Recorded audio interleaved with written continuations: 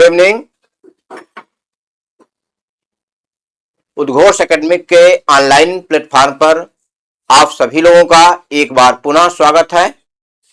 मैं हेमंत कुमार शर्मा आप लोगों के लिए असिस्टेंट प्रोफेसर परीक्षा का प्रश्न पत्र को लेकर आया हूं और यह प्रश्न पत्र 2019 में राजकीय डिग्री कॉलेज में असिस्टेंट प्रोफेसर पद के लिए हुआ था। इसके प्रथम 30 प्रश्नों को मैं इसके पहले वाले वीडियो में सॉल्व करा चुका हूं और किसी भी परीक्षा के लिए पेपर सॉल्व करना अत्यंत उपयोगी होता है और इसी उद्देश्य को ध्यान में रखते हुए यह सीरीज मैं शुरू किया हूं। तो राजकीय डिग्री कॉलेज के लिए 2019 में हुए परीक्षा का प्रश्न पत्र का जो पहले मैं 30 प्रश्न सॉल्व करा चुका हूं उसका अगला आज मैं ये सॉल्व कराऊंगा। तो इसका अगला प्रश्न जो है, देखिए, निम्न में से कौन सा तरीका प्रतिभावान बालकों की पहचान के लिए प्रयोग किया जाता है? निष्पत्ति परीक्षण, केस स्टडी, व्यक्तित्व सूची, कक्षा का रजिस्टर। तो यह देखिए, इसमें यह अचीवमेंट टेस्ट, केस स्टडी और यह आपका पर्सनालिटी टेस्ट और कक्षा का रजिस्टर। इसमें आपका अचीवमेंट टेस्ट टैलेंटेड बालक का पता करने के लिए अचीवमेंट टेस्ट का प्रयोग किया जाता है। आसान सा प्रश्न है और यह सभी चीजें जो है इसके लिए टैलेंट पता करने के लिए नहीं, ये विशेष उद्देश्य से, किसी अन्य विशेष उद्देश्य से इसका प्रयोग किया जाता है। निम्न में से कौन सी विशेषता एक अच्छे परीक्षण में नहीं होती है? देखिए, नहीं लिखा है। प्रायः लोग नहीं को पढ़ना भूल जाते हैं और गलत उत्तर दे देते हैं। तो इसमें है पहला, देखिए, इसमें लचीलापन दिया है, वस्तुनिष्ठता दिया है, विश्वसनीयता दिया, वैधता दिया है। तो ये जो BCD में जो विकल्प दिए गए हैं ये गुड टेस्ट की विशेषताओं में है। वस्तुनिष्ठता होता है, विश्वसनीयता होता है, वैधता होता है, जबकि लचीलापन एक गुड टेस्ट की विशेषता में नहीं होता है। तो इसलिए इसका पहला उत्तर सही होगा, ये विकल्प इसका सही होगा। अच्छे परीक्षण की विशेषताओं में जो शामिल नहीं है वो है लचीलापन और यह ऑब्जेक्टिविटी, रिलायबिलिटी एंड वैलिडिटी, ये तीनों गुड टेस्ट की विशेषताएं होती हैं। अब नीचे शिक्षण प्रतिमान, देखिए, टीचिंग मॉडल दिया हुआ है। टीचिंग मॉडल के आवश्यक तत्व दिए गए हैं, गलत को छांटिए। तो ये टीचिंग मॉडल के जो एलिमेंट्स होते हैं वो 6 एलिमेंट होते हैं। तो सबसे पहले आइए देखिए, इसमें आपका फोकस, सिंटैक्स, सोशल सिस्टम,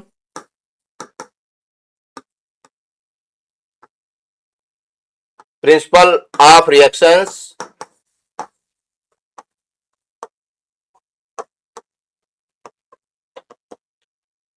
और सपोर्ट सिस्टम,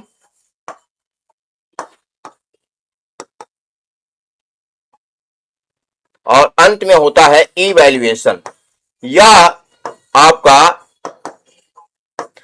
6 एलिमेंट होते हैं। देखिए, यह 1 2 3 4 5 और 6।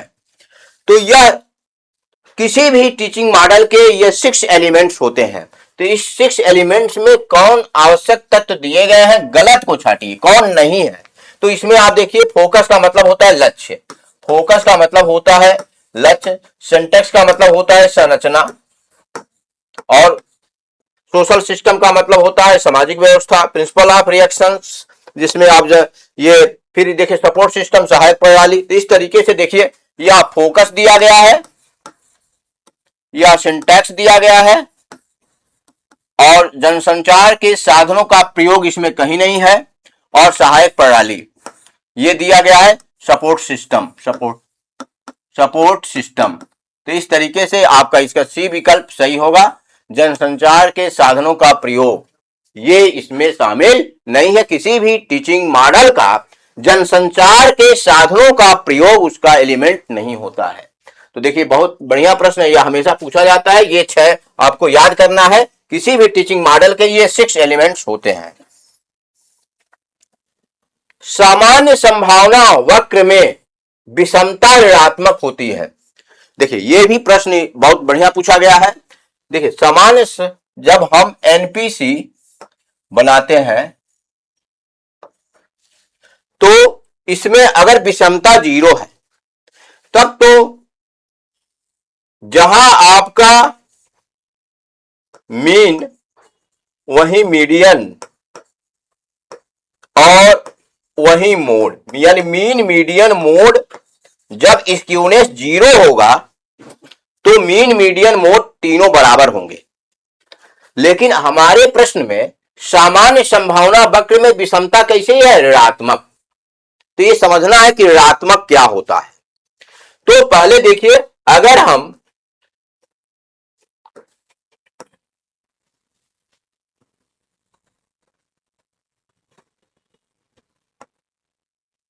देखिए अगर यही कर्व दाहिने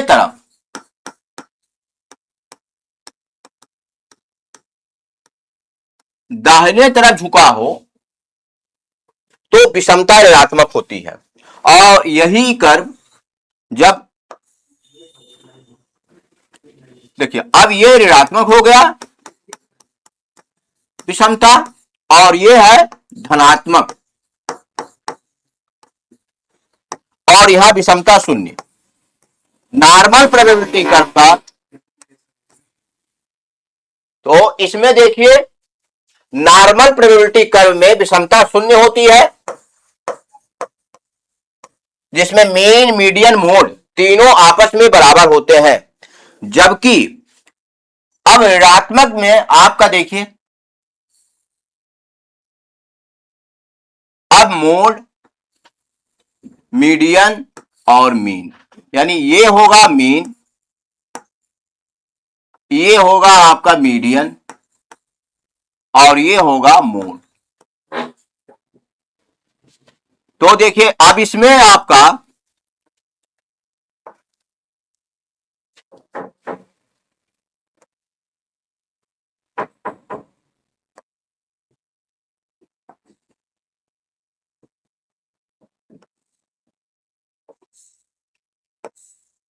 यहां हो गया मीन, यहां हो गया मीडियन और यहां हो गया मोड। तो आप क्या देख रहे हैं कि मीन मीडियन से बाएं तरफ, मध्यमान माध्यिका के बाईं तरफ होता है। तो यह जब निगेटिव स्क्यूनेस होगा, जब निगेटिव स्क्यूनेस होगा तो जो मीन होगा माध्यिका के, जो मीन, ये मीन देखिए ये है और ये है माध्यिका, ये आपका ये हो गया माध्यिका और ये हो गया मीन। तो देख रहे हैं माध्यिका के बाएं मीन है। अगर यही प्रश्न इसमें होगा तो ये मोड, फिर ये माध्यिका और ये मीन। तो धनात्मक जब विषमता होती है तो मीन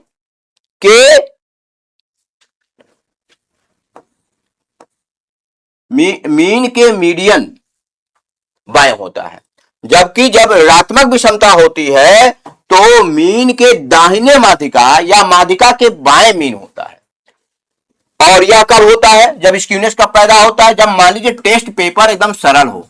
टेस्ट पेपर जब इजी होता है, यह भी प्रश्न पूछा जाता है, टेस्ट पेपर जब इजी होता है तब हमको ऋणात्मक स्क्यूनेस मिलता है, ऋणात्मक आपका ऋणात्मक विषमता मिलता है जब टेस्ट पेपर इजी होता है। अधिकांश ज्यादा से ज्यादा बच्चे मैक्सिमम मार्क्स पाते हैं जब टेस्ट पेपर स्टैंडर्डाइज ना करके इजी बना दिया जाता है, तो अधिकांश बच्चे मैक्सिमम स्कोर करते हैं, इसलिए इसमें निगेटिव स्क्यूनेस पाई जाती है। जब टेस्ट पेपर कठिन हो जाता है तो धनात्मक स्क्यूनेस होता है, क्योंकि अधिकांश बच्चे मिनिमम स्कोर करते हैं, इसलिए धनात्मक विषमता होती है। तो ये सब ध्यान रखना है।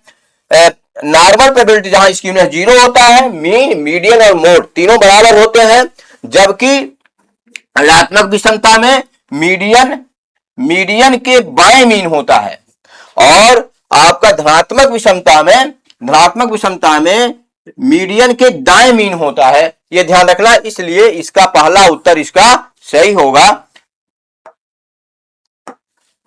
ये मध्यमान माध्यिका के बाईं तरफ होता है, ये विकल्प इसका सही होगा। ये इस यूनिट से यह प्रश्न दिया गया है स्टैटिस्टिक्स से।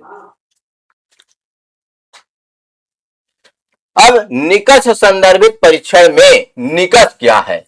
सीआरटी, यह है आपका सीआरटी के लिए पूछ रहा है क्राइटेरिया क्या होता है। Criterion related test. तो क्राइटेरिया इसमें क्या होता है? तो देखिए, उपलब्धि, उद्देश्य, बुद्धि, सृजनात्मकता। तो इसका जो होता है उद्देश्य ही क्या होगा? क्राइटेरिया। इसका क्राइटेरियन या क्राइटेरिया यह जो है निकष संदर्भित परीक्षण में निकष क्या है? उद्देश्य इसका होता है। इसका बी विकल्प सही है। माध्यिका परीक्षण है। माध्यिका आपका ये डिस्क्रिप्टिव स्टैटिस्टिक्स का टर्म नहीं है, मीडियन वो नहीं है, ये मीडियन टेस्ट बात कर, मीडियन टेस्ट एक मीडियन। तो यह जो है नॉन पैरामेट्रिक टेस्ट में आता है। Non parametric test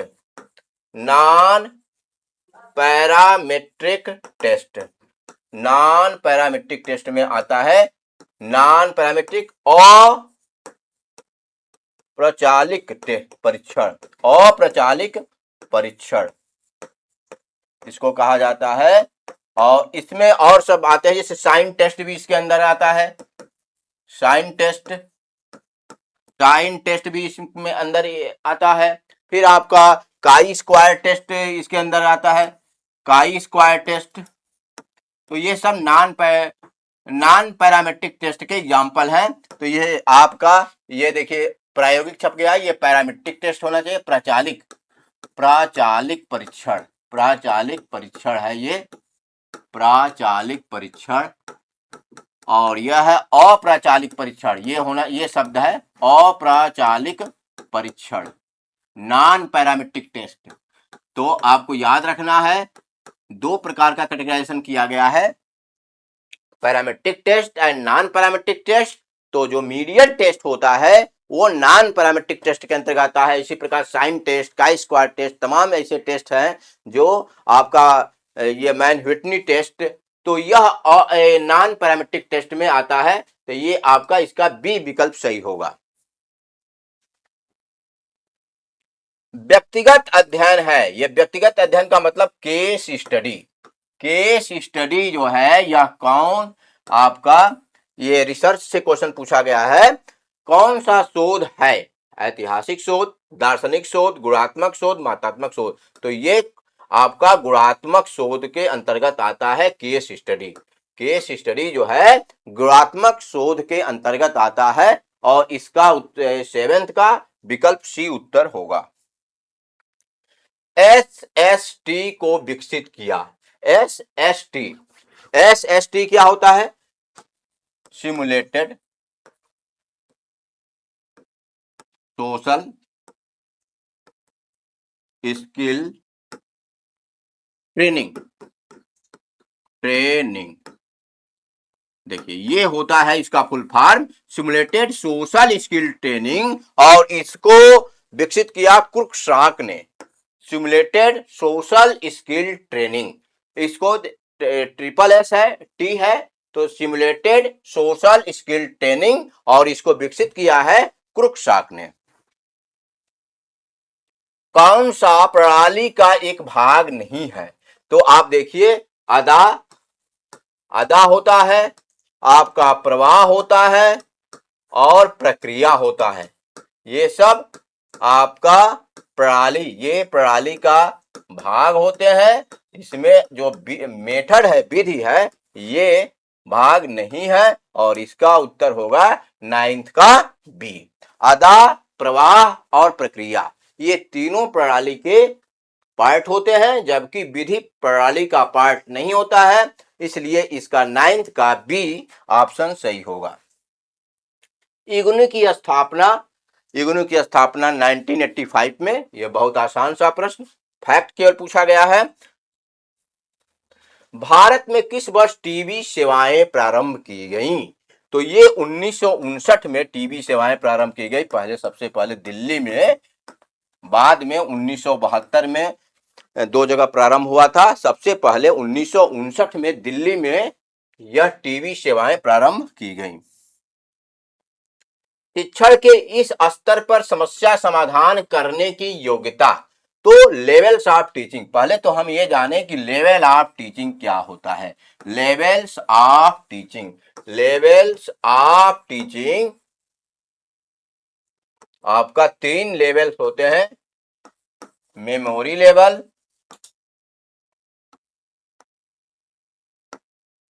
understanding level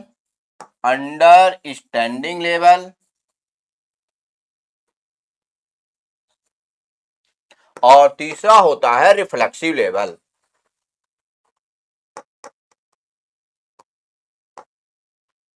तो मेमोरी लेवल आपका स्मृति स्तर, बोध स्तर और चिंतन स्तर, ये 3 लेवल होते हैं शिक्षण के। और जिसमें आपका ये पूछ रहा कि समस्या समाधान करने की योग्यता विकसित होती है, तो ये होती है चिंतन में। चिंतन लेवल, रिफ्लेक्सिव लेवल, इसीलिए हायर ऑर्डर थिंकिंग स्किल दिया जाता है को जो उसके प्रश्न पूछे जाते हैं जिसमें प्रॉब्लम सॉल्विंग, जिसमें आपकी हाई मेंटल स्थिति की इसमें आवश्यकता होती है, सोचने की, थिंकिंग प्रोसेस। तो ये चिंतन लेवल है और इसका उत्तर आपका चिंतन लेवल होगा। अब ये कोई स्तर होता नहीं है, इसलिए डी वैसे ही गलत होगा। स्मृति में केवल मेमोराइजेशन पर ध्यान होता है। बोध स्तर में क्लासिफिकेशन, कैटेगराइजेशन, इस पर ध्यान दिया जाता है और इसमें अलग से चिंतन करने की आवश्यकता पड़ती है। हायर ऑर्डर थिंकिंग के जो प्रश्न होते हैं वो चिंतन स्तर के ही होते हैं, इसलिए प्रॉब्लम सॉल्विंग जो किस में आएगा, चिंतन स्तर में आएगा। और ये लेवल 3 लेवल्स ऑफ टीचिंग होते हैं। अब इसके बाद रचनात्मक शैक्षिक तकनीक शब्द किसने दिया? तो ये सिल्वरमैन ने दिया है। रचनात्मक शैक्षिक तकनीक, ज्ञानात्मक पक्ष के शिक्षण उद्देश्य का उच्चतम स्तर क्या है? देखिए, ये जो प्रश्न पूछा गया है, ये 2001 में ये संशोधन भी हो गया है कि इसका उच्चतम स्तर, लेकिन जो ये पूछा है उसके अंतर्गत आपका होगा मूल्यांकन। इसके अनुसार इस प्रश्न का उत्तर मूल्यांकन, लेकिन क्योंकि इस समय जो हो गया है वो संश्लेषण हो गया है, संश्लेषण, और इसको आपका सृजनात्मकता, ये उच्चतम स्तर इसमें संशोधन करके बना दिया गया है। लेकिन जो आपका ब्लूम्स के अनुसार इवैल्यूएशन वही पूछा गया है, इसलिए 14 का डी विकल्प सही होगा। साखी अभिक्रम का प्रत्यय किसने दिया? तो देखिए, आपका साखी ये पूछा है, तो इसमें आपका पहले देखिए आप 3 अभिक्रम होते हैं। एक तो प्रोग्राम्ड लर्निंग जिसको स्किनर ने दिया है। दूसरा है ब्रांचिंग, जो साखी पूछा गया है, साखी, इसको क्राउडर ने दिया है, क्राउडर। और मैथेटिक्स एक होता है, मैथमेटिक्स नहीं, मैथेटिक्स, और इसको दिया है गिलबर्ट ने। ये तीनों याद रखें और इसके अनुसार प्रश्न का उत्तर आपका ये होगा क्राउडर।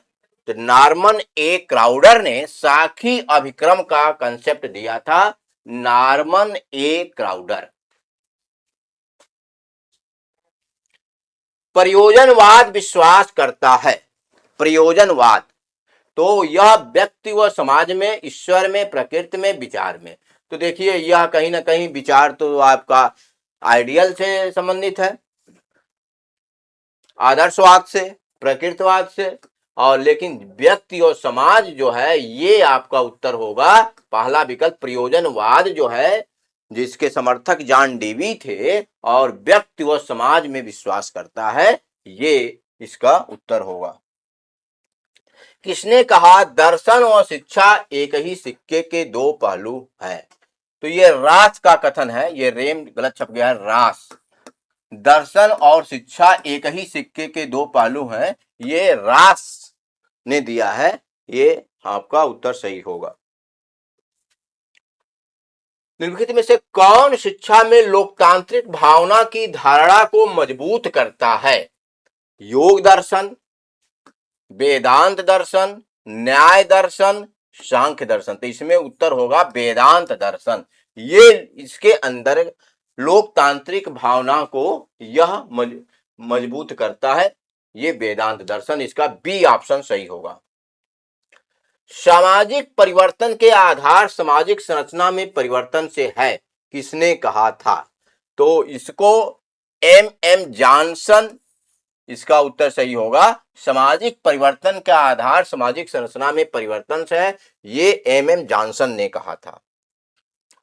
इलिच के अनुसार, जो इलिच जो है वो डी स्कूलिंग के समर्थक हैं। डी स्कूलिंग माने स्कूल के समर्थक नहीं है। संस्थागत शिक्षा देते हैं, क्या है कि देन है, देन है। किसकी देन है? वो पूंजीवादी औद्योगिक समाज की। ये इनके अनुसार था, इसीलिए ये डी स्कूलिंग को मानते हैं, का समर्थन करते हैं। इलीच के अनुसार संस्थागत शिक्षा पूंजीवादी औद्योगिक समाज की देन है। सामाजिक परिवर्तन इनमें से किसमें होने वाले परिवर्तन में निहित है?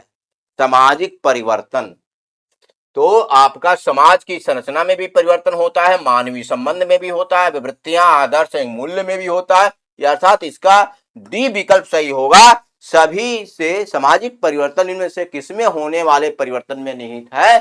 तो ये समाज की संरचना में जो परिवर्तन होता है उसको भी हम सामाजिक परिवर्तन कह सकते हैं। मानवीय संबंध, विवृत्तियां, आदर्श, मूल्य में जो परिवर्तन होता है, इसलिए इसका विकल्प डी सही होगा।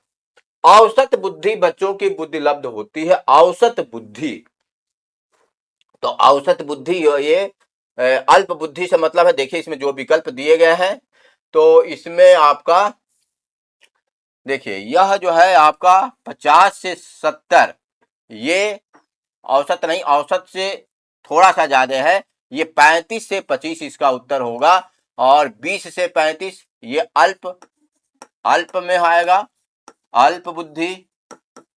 ये औसत अल्प बुद्धि, औसत।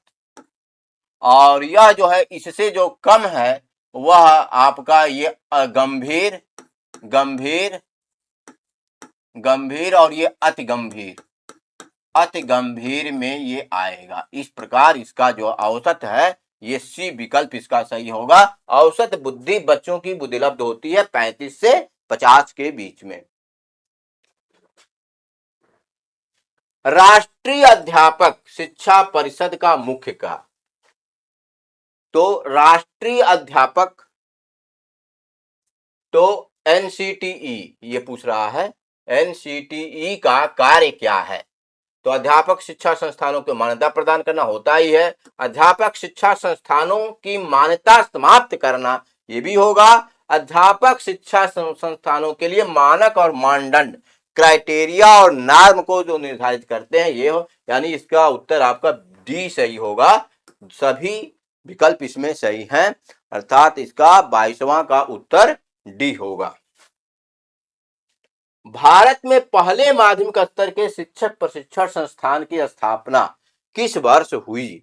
पहले माध्यमिक स्तर के शिक्षक की स्थापना किस वर्ष हुई? तो यह जो है आपका 1889 ये सही है। पहले माध्यमिक स्तर के शिक्षक प्रशिक्षण संस्थान की स्थापना 1889 में हुई। इनमें से कौन एक आदर्शवादी विचारक नहीं है?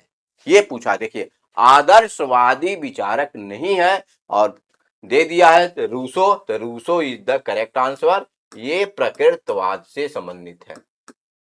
प्रकृतवाद के ये जनक थे और प्रकृतवाद कांट, प्लेटो और सुकरात ये सभी आदर्शवादी विचारक हैं, जबकि रूसो जो है यह प्रकृतवाद से संबंधित है।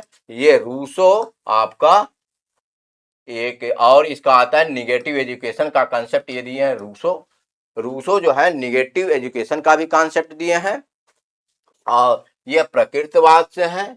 और ये रूसो ये एमएल नाम एक बुक आप लिखे हैं, एमिल, जो बहुत इंपॉर्टेंट है। तो इस तरीके से निगेटिव एजुकेशन, एमिल, प्रकृतवाद ये सब रूसो के संदर्भ में सही है।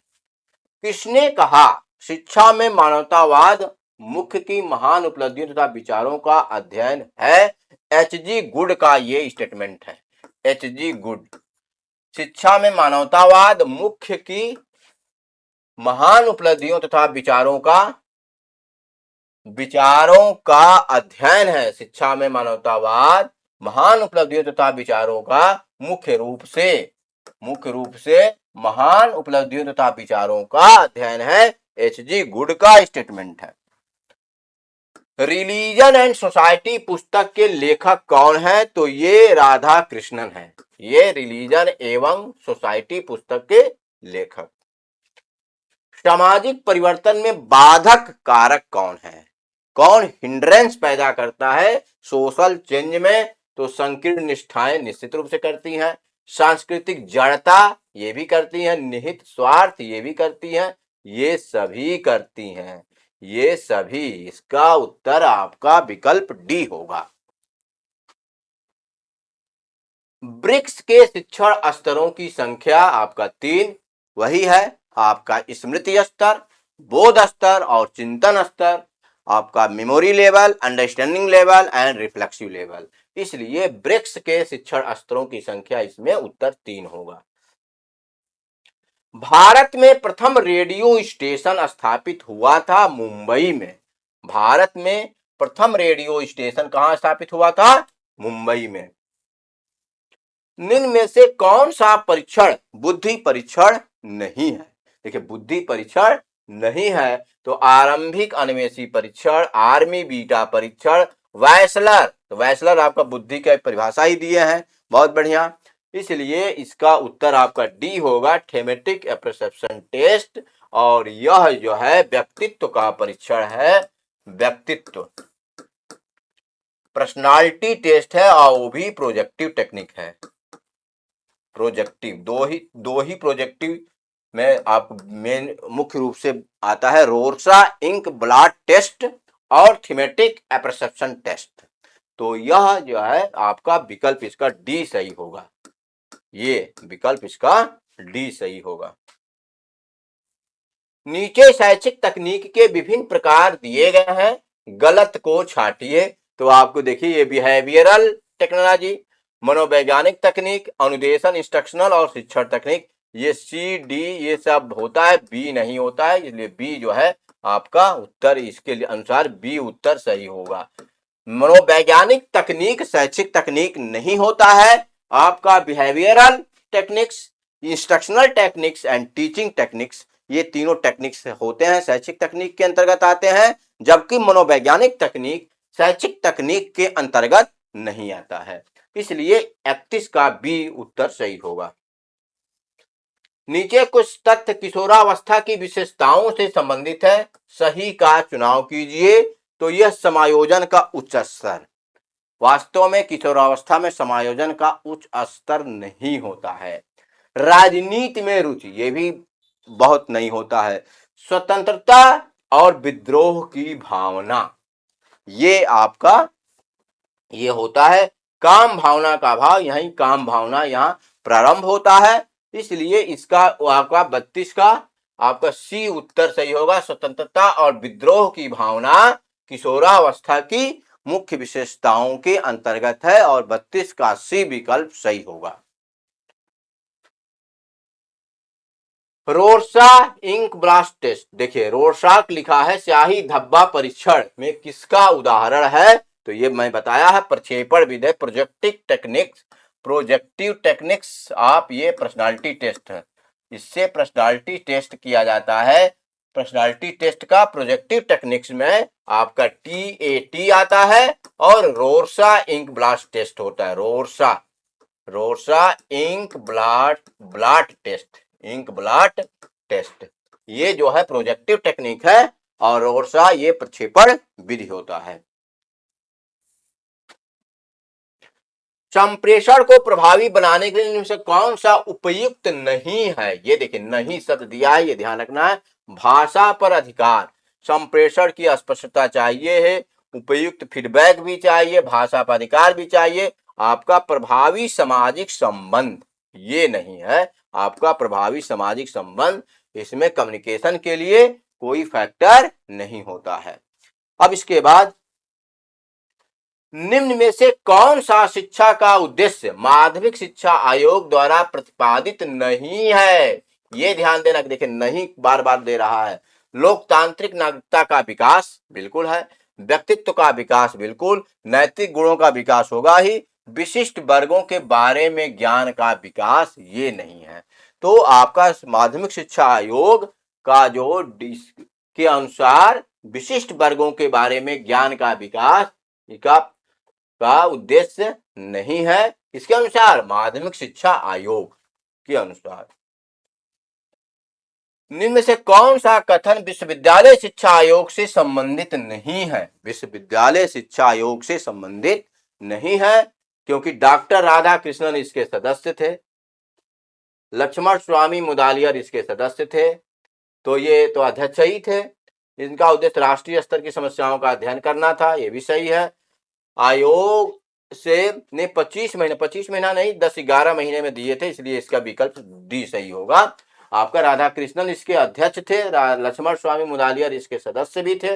लक्ष्मण स्वामी मुदालियर जो बाद में माध्यमिक शिक्षा आयोग बना, उनके अध्यक्षता में वो इसके मेंबर थे। ये तो अध्यक्ष ही थे, लेकिन सबसे इसमें अप्रोप्रिएट आंसर आयोग ने 25 महीनों में अपना कार्य पूरा किया नहीं, ये 10-12 महीने में ये अपना कार्य पूरा कर दिए थे, इसलिए इसका उत्तर 36 का डी होगा।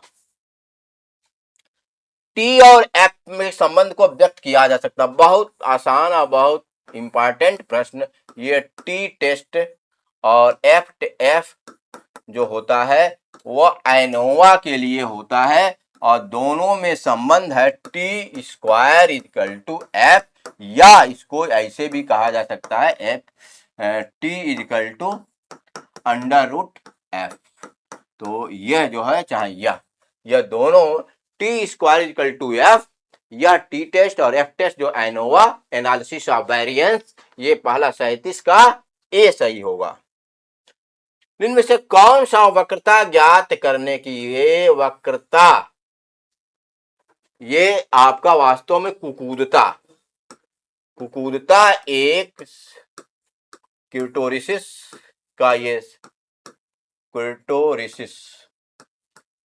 क्यूटोरिसिस ये कुकूदता है और इसका फार्मूला होता है Q equal to Q upon P90 minus P10 percentile, ये क्वार्टाइल बटे 19 परसेंटाइल माइनस 10 परसेंटाइल इसका है। तो इसको ज्ञात करने के लिए आपका ये उत्तर आपका डी सही होगा। और इसको मैं बता दूं, कुकूदता जो है जैसे नॉर्मल प्रोबेबिलिटी कर्व का आपका इसको कहा जाता है मेसोक्यूरेटिक, और जब हम इसको गाजर जैसे बना दिया जाए तो इसको कहा जाता है आपका लेप्टोक्यूरोटिक।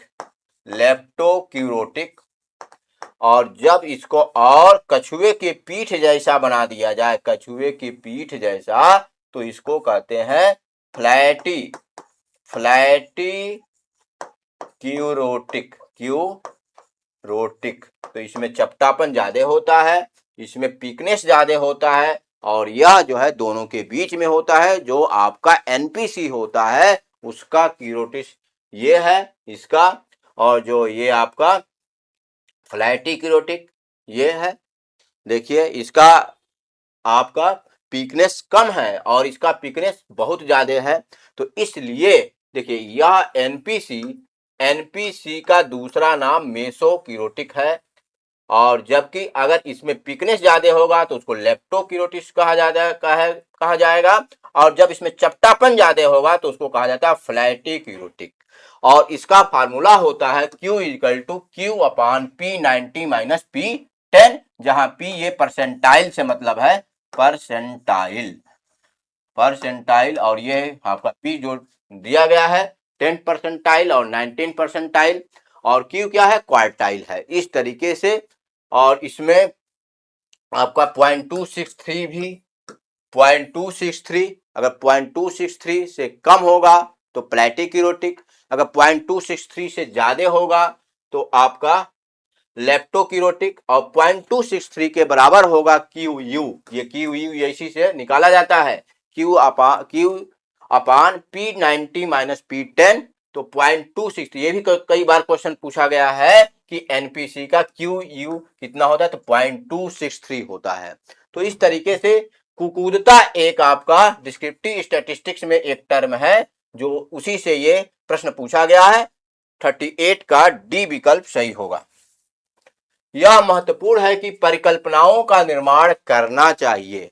कब करना चाहिए? आंकड़ों के विश्लेषण के बाद नहीं, तथ्यों को एकत्रीकरण और अध्ययन से पहले आपको परिकल्पना बनाना है। सबसे पहले हाइपोथेसिस को बनाया जाता है। हाइपोथेसिस क्या होता है?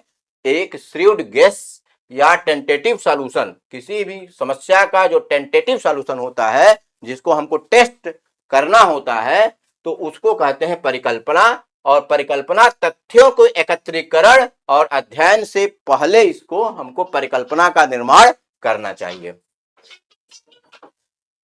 शून्य परिकल्पना को अस्वीकार करना जबकि वह वास्तव में सत्य है। देखिए दो प्रकार की त्रुटियां होती हैं। एक होता है टाइप 1 ईरर, और यह जो है आपका दूसरा है टाइप 2 ईरर। तो जब शून्य परिकल्पना वास्तव में वो ट्रू है और उसको हम रिजेक्ट कर रहे हैं, तो कौन सी त्रुटि कर रहे हैं? वो है टाइप 1 प्रकार की त्रुटि होगी। और जब वही नल हाइपोथेसिस, मान लीजिए नल हाइपोथेसिस अगर असत्य है, फॉल्स है, और फिर भी हम उसको एक्सेप्ट कर रहे हैं, तो वो टाइप 2 त्रुटि होती है। और यहां दिया गया है शून्य परिकल्पना को अस्वीकार करना जबकि वह वास्तव में सत्य है, टाइप 1 प्रकार की त्रुटि होती है। लिखित में से क्या प्रक्षेपित शिक्षण सामग्री में आता है? तो यह आप एकदम ध्यान दीजिए, ये स्लाइड इसका उत्तर होगा। और प्रक्षेपण प्रोजेक्टर से संबंधित होता है। स्लाइड जो है आपका यह प्रक्षेपित शिक्षण सामग्री में आता है। इस तरीके से आज जो ये प्रश्न है आपका जो सेकंड पार्ट है 2019 का राजकीय डिग्री कॉलेज के लिए हुए असिस्टेंट प्रोफेसर एग्जाम का, जो आज का ये सेकंड वीडियो है। जो पहले वीडियो में आपको 1 से लेकर 30 तक क्वेश्चन कराए गए थे, और इसमें 41 क्वेश्चंस और कुल 120 क्वेश्चंस इसमें हैं। फिर अगला वीडियो हम इसी के आगे जो आपका जो शेष प्रश्न है उसको व्याख्या सहित मैं बनाऊंगा, और आप इसको निश्चित रूप से करते रहिए, क्योंकि यह एजुकेशन सब्जेक्ट के लिए, शिक्षा शास्त्र सब्जेक्ट के लिए असिस्टेंट प्रोफेसर का जो PYQ को सॉल्व कराया जा रहा है, इसकी परीक्षा अत्यंत निकट है। इसको देखते हुए इस सीरीज को शुरू किया गया है। Thank you very much.